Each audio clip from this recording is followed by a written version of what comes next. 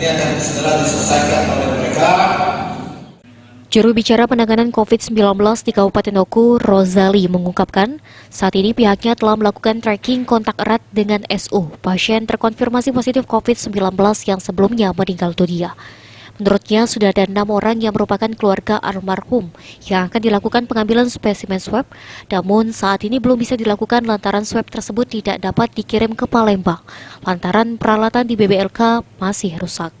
Dikatakan Rozali, SU sendiri sebelumnya sempat dirawat di RSUD Batu Raja, kemudian dirujuk ke Rumah Sakit Umum Muhammad Husin Palembang. Setelah beberapa hari dilakukan perawatan, pasien akhirnya meninggal dan dimakamkan di Batu Raja sesuai standar protokol kesehatan COVID-19. Sementara hasil swab SU sendiri sudah keluar dan terkonfirmasi positif COVID-19. Dengan demikian, tercatat 41 orang warga Oku terkonfirmasi positif COVID-19. Di antaranya 40 dinyatakan sembuh dan 1 orang yakni SU meninggal dunia. Yang pasien atas nama Sudirman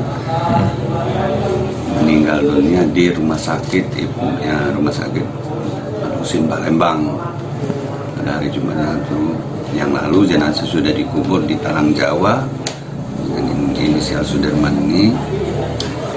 Maka untuk Oku penambahan 1 orang dari 40 menjadi 41, sembuh 40, dan konfirmasi meninggal 1.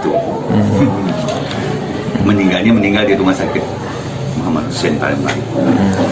Kontak eratnya sudah kita BE, sudah kita cari datanya, rupanya di rumahnya ada orang 6 yang akan kita swab besok, Selasa besok.